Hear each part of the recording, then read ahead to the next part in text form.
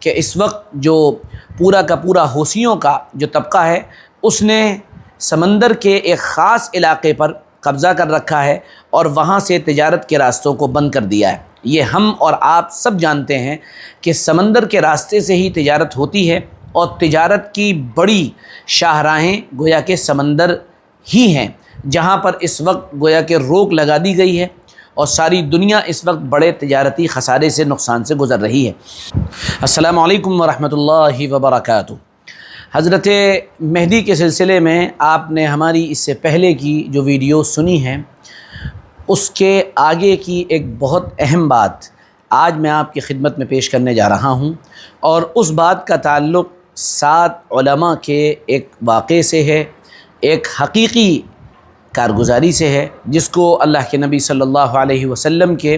صحابی سیدنا عبداللہ ابن مسعود رضی اللہ عنہ نے بیان فرمایا ہے۔ قبل اس کے کہ میں وہ بات آپ کے سامنے پیش کروں اس سے پہلے ایک چھوٹی سی بات آپ پہلے ملاحظہ فرما لیں۔ وہ بات یہ ہے کہ حضرت مہدی کا جو ظہور ہوگا اس سلسلے میں ایک تو بنیادی بات یاد رکھنے کی یہ ہے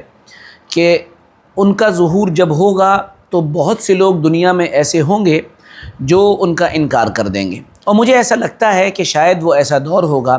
جس دور میں ہمارا مین اسٹریم میڈیا یہ اعلان کر رہا ہوگا اور اس بات کی پکار لگا رہا ہوگا کہ مسلمانوں کے پوتر استھل کعبہ پر آتنکوادیوں نے قبضہ کر لیا ہے۔ اور چونکہ ہمارے یہاں جو نیریٹو بلٹ ہوتا ہے یا جو دماغ سیٹ کیے جاتے ہیں وہ میڈیا کو دیکھ کر ہی کیے جاتے ہیں،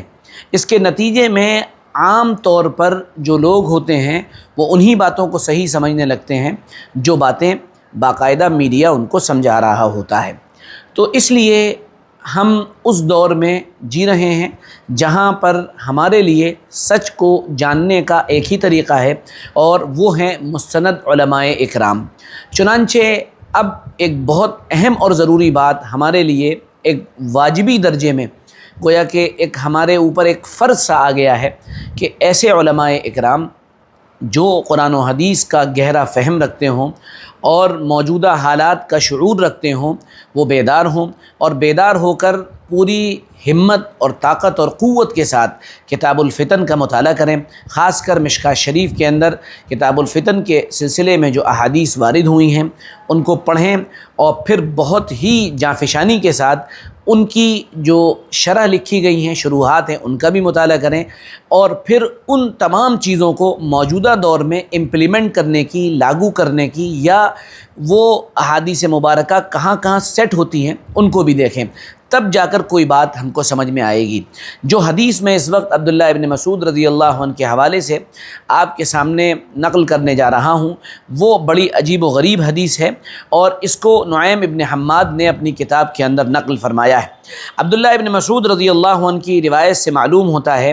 کہ دنیا کے الگ الگ علاقوں سے 7 علماء اکرام وہ مکہ مکرمہ پہنچیں گے، اور وہ ایسے وقت میں پہنچیں گے جب کہ تجارتیں بند ہو چکی ہوں گی، تجارتوں کے راستے بند ہو چکے ہوں گے۔ میں یہ تو نہیں کہتا کہ یہ بات موجودہ دور پر فوراً ہی اپلائی آپ کر دیں، لیکن کیا آپ اس بات پر غور نہیں کر رہے ہیں کہ اس وقت جو پورا کا پورا حوثیوں کا جو طبقہ ہے اس نے سمندر کے ایک خاص علاقے پر قبضہ کر رکھا ہے اور وہاں سے تجارت کے راستوں کو بند کر دیا ہے۔ یہ ہم اور آپ سب جانتے ہیں کہ سمندر کے راستے سے ہی تجارت ہوتی ہے اور تجارت کی بڑی شاہراہیں گویا کہ سمندر ہی ہیں، جہاں پر اس وقت گویا کہ روک لگا دی گئی ہے اور ساری دنیا اس وقت بڑے تجارتی خسارے سے نقصان سے گزر رہی ہے۔ تو عبداللہ ابن مسعود رضی اللہ عنہ فرماتے ہیں کہ وہ 7 علماء اکرام ایسے وقت مکہ پہنچیں گے جب تجارتیں اور تجارتوں کے راستے جو ہیں وہ بند ہو چکے ہوں گے، اور جب یہ مکہ مکرمہ پہنچیں گے تو اس وقت ایک کیفیت اور بھی ہوگی کہ چاروں طرف سے فتنوں کی، آزمائش کی، اور ہر طرف سے ایک عجیب و غریب قسم کا ماحول کریٹ ہو چکا ہوگا، اور لوگ صحیح اور غلط، حق اور باطل، درست اور نادرست، ان کو پہچاننے سے قاصر ہوں گے۔ جب یہ علماء اکرام مکہ مکرمہ پہنچیں گے تو یہ آپس میں ملاقات کریں گے، ان کی ملاقات ہوگی، اور جب ان کی ملاقات ہوگی تو ملاقات میں سلام و کلام کے بعد جو پہلی بات ہوگی تو یہ سب آپس میں ایک دوسرے سے مکہ مکرمہ آنے کا مقصد دریافت کریں گے کہ تمہارے یہاں آنے کا مقصد کیا ہے۔ تو جتنے لوگ ہوں گے، جتنے علماء ہوں گے، وہ سب کے سب ایک ہی بات کہیں گے کہ ہمارے آنے کا مقصد یہاں پر یہی ہے کہ ہم امام مہدی کی تلاش میں یہاں آئے ہیں، اور اس لیے حاضر ہوئے ہیں کہ امام مہدی کی جو نشانیاں اللہ کے نبی صلی اللہ علیہ وسلم نے احادیث مبارکہ میں بیان فرمائی ہیں، ان نشانیوں کے ضمن میں، یا ان نشانیوں کے جلوں میں، یا ان نشانیوں کو سامنے رکھتے ہوئے ہم حضرت مہدی کو تلاش کریں۔ چنانچہ یہ اس کام میں لگے ہوئے ہوں گے۔ اچھا، اب یہ سب کیوں، یہ تلاش کیوں آخر ہے؟ اس تلاش کی وجہ کیا ہے؟ کیونکہ روایت اس کے جواب میں آگے خود ہی یہ ہے، کیونکہ حضرت مہدی کے آنے کے بعد ہی آگے کے فتنے ٹھنڈے ہوں گے۔ جو فتنے اس وقت چل رہے ہیں ان فتنوں سے راحت اور آرام کا سامان پیدا ہوگا، اور قسطنطنیہ کا مطلب موجودہ دور کا جو استنبول ہے، وہاں پر فتح نصیب ہوگی۔ تو ان ساری چیزوں کے لیے یہ تمام کے تمام علماء اکرام مکہ مکرمہ پہنچ چکے ہوں گے۔ اب ایک عجیب و غریب بات اس روایت کے آخر میں ہے کہ عبداللہ ابن مسعود رضی اللہ عنہ فرماتے ہیں کہ جو علماء وہاں تشریف لائے ہیں یا لائیں گے، ہم ان کو ان کے نام سے اور ان کے حلیوں سے پہچانتے ہیں، یعنی وہ کس حلیے کے ہوں گے، ان کا لباس کیسا ہوگا،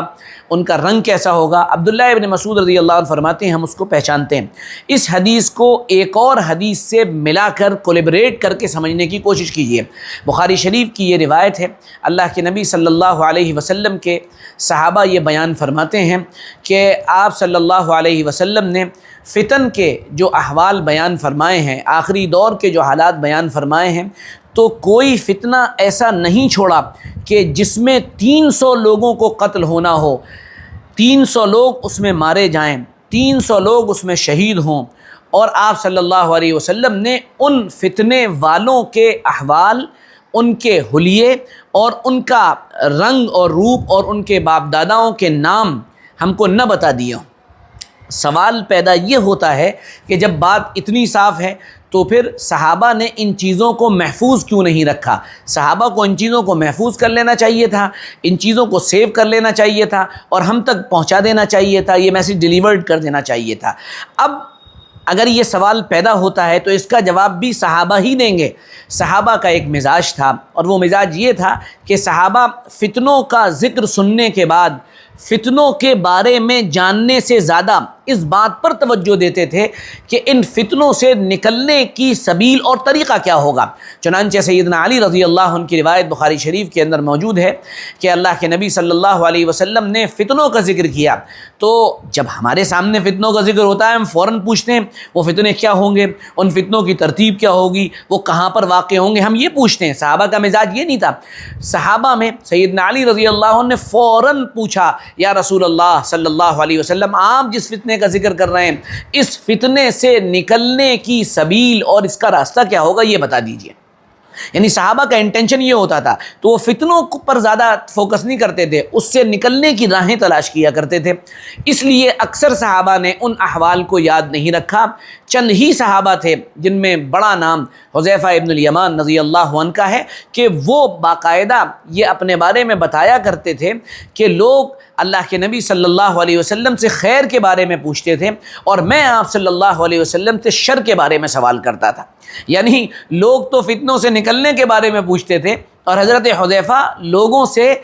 یعنی آپ صلی اللہ علیہ وسلم سے خالص ان فتنوں کے بارے میں پوچھتے تھے۔ اس لیے اکثر فتن کی روایتیں آپ کو جو الگ دیگر کتابوں کے اندر ہیں وہ حذیفہ ابن الیمان سے ملیں گی، اور بھی دیگر صحابہ ہیں، لیکن حذیفہ ابن یمان کا نام یہاں پر سب سے اونچا ہے۔ تو اب جب 300 لوگ جس فتنے میں شہید ہوں گے اس کا ذکر اور اس فتنے کے بانی کا ذکر حضور پاک صلی اللہ علیہ وسلم نے کر دیا ہے تو پھر یہ ہمارے سوچنے کی بات ہے کہ ورلڈ وار 2، ورلڈ وار 1 اور دیگر جتنے فتنے ہیں ان کا ذکر کیا حضور پاک صلی اللہ علیہ وسلم نے نہیں کیا ہوگا؟ کیا یہ جنگیں موجودہ دور میں چل رہی ہیں، کیا ان کا تذکرہ حضور پاک صلی اللہ علیہ وسلم نے نہیں کیا ہوگا؟ یقینی طور پر کیا ہوگا، صحابہ نے اس پر زیادہ توجہ نہیں دی، ان فتنوں سے نکلنے کی راہیں دیکھی، لیکن کچھ لوگوں کو یہ باتیں یاد رہ گئیں تو ان کو نقل کر دیا گیا، اور ان میں ایک نام عبداللہ ابن مسعود کا بھی ہے کہ وہ یہ فرما رہے ہیں کہ آخری دور میں 7 لوگ جو باقاعدہ 7 علماء ہوں گے، اور وہ تجارتوں کے راستے بند ہونے کے بعد، نارمل راستے بند ہونے کے بعد وہ مکہ مکرمہ پہنچیں گے اور آپس میں ایک دوسرے سے ملاقات کریں گے، ایک دوسرے سے آنے کا مقصد پوچھیں گے، اور آنے کا مقصد 7 کے 7 علماء کا یہ ہوگا کہ وہ حضرت مہدی کو تلاش کریں۔